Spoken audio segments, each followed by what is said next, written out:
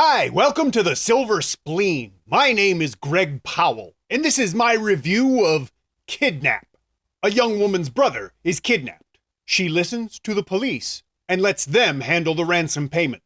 The operation goes awry, and the brother is killed. Cut to 3 years later, also known as the present, and we find out the woman's husband has a terminal illness. There's a treatment, but it's expensive. Where, she wonders, can she get that kind of money?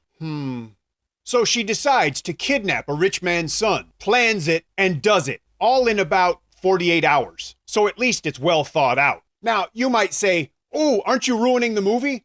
No, actually, I'm just telling you about the first 10 minutes of the movie. Talk about economy of narrative. While you could argue that this set of events lays out the character's motivation, it does so only in the most cursory way. This is not a narrative, it's an outline of one. There is no flesh on these bones. I'm sorry, but I wanted more than several minutes of backstory to make me feel as though this woman would go to such lengths for a loved one that we only met, 90 seconds ago. This story moves faster than two teenagers in the back of daddy's car. Unlike the teenagers, this movie lasts more than 2 minutes. Director Lau Chi-leung directed some really great movies like Double Tap and Inner Senses. But he also directed Bug Me Not, an Emperor Group movie starring Isabella Leung and CGI bugs. He also directed Curse of the Deserted, a mainland ghost film whose only real mystery was figuring out how they would get around to debunking the existence of ghosts. I saw Kidnap in the cinema in 2007 because,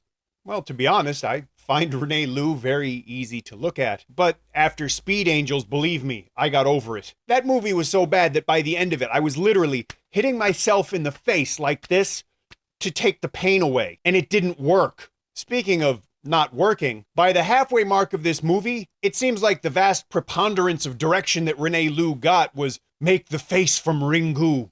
That and be as subtle as Aaron Kwok, i.e. not at all. But she's got a lot of company in that particular boat. Karena Lamb overacts nearly as much as her awful dye job. Guo Tao hams it up as an eminently unlikable mainlander, but, it was 2007 once, and that's the way it was back then. Julian Chung hangs around the story like a vaguely noticeable smell, contributing nothing but taking up space, kind of like this YouTube channel. Eddie Chung Soo-fai turns in a good performance, as usual, but I just felt bad for him being here. Guess that's why they call it work. I mean, there he was being all solid and subtle and believable in the midst of this shrill, abrasive mess. There is nothing subtle about this movie. Lots of nauseating close-ups, an overly loud and intrusive soundtrack, a pile of patently ridiculous plot contrivances, outlandishly illogical and unrealistic behavior, and some of the worst physics you've ever seen used in an equally bad CGI shot. I don't remember disliking this movie so much when I watched it in the cinema, but that may have been because I got to see Rene Liu's face 12 feet high. But when I watched it again on DVD, I really did dislike it. It just annoyed me. I can't recommend this movie. I don't even want to provide a link in the description where you can buy it, but that's what I do, so you shouldn't watch this movie at all.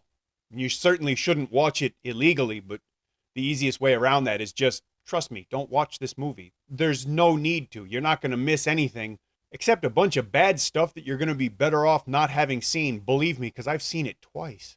If you enjoyed this review, please leave me a comment. And if you didn't enjoy the review, please leave me a comment. And if you enjoy the channel, please subscribe, because that way you'll get to know when I put up a new review. Thank you for watching.